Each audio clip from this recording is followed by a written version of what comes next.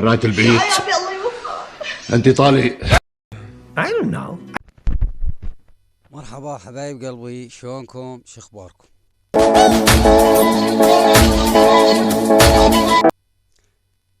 الكل لازم يعلق على هذا المقطع وتعطوني آراءكم. شو رأيكم مسلسل باب الحارة بالجزء الأول؟ واعطوني آراءكم مسلسل باب الحارة بعد أجزاء عديدة، وشلون كانت معاملة الجخدار أم عصام، وشلون صارت مرتد حكيم بالأجزاء القادمة. تابعوا لي أول مقطع.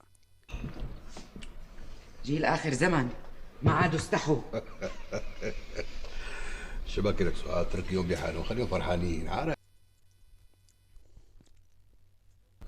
إيه، انت بكره بمعرفتك شديلهم ادانيهم هن اثنين ابي، الا اذا كنتي غيراني. يو، وليش لحتى غار منهم؟ ليش أنا مو عروس؟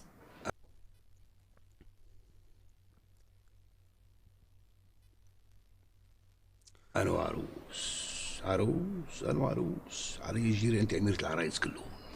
الله يجبر بخاطرك ابن عمي. والله ما عم امزح. مثل ما شفتوا حبايبي بالمقطع هذا، الحجة أم عصام نزعت أم الدنيا، بس يعني شوي، بس كان كلامها راقي حلو، بيئة شامية حلوة والكل متابع، وكان في شيء يخليك تنشد انه تحضر المسلسل، تتابع الحلقات.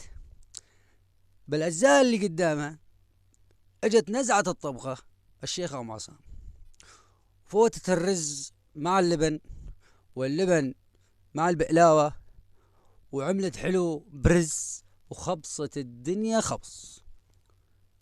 وشوفوا شو عملت بالأجزاء القادمة.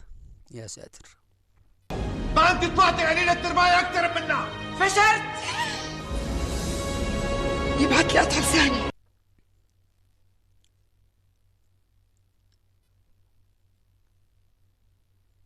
رايت البيت. الله يوفقك. انت طالي.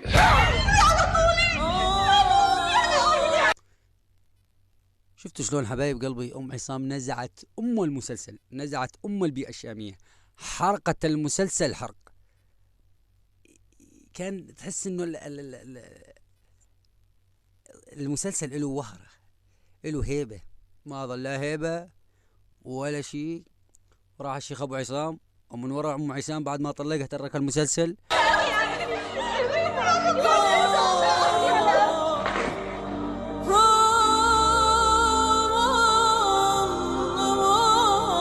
وابو شهاب ما عرف شنو مسكه حالق له شواربه وزاد ترك المسلسل والوضع. وابو بدر يتراجف كل النهار. الوحيد